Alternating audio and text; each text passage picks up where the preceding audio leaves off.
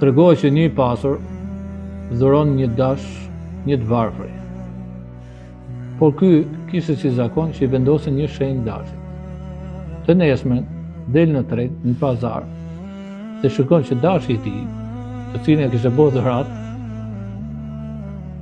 ai që e kishte bërë dhuratë e kishte nxjerrë në tregë. Shkon afrohet tek ai dhe i thot: "Ku e ke marrë këtë dash? Më është bërë dhuratë." Thot: "Po pse e ke nxjerrë në tregë? Pse po e shet?" Thot: "Jam duke e shit, thot, sepse thot kam një komshi, thot, të varfër.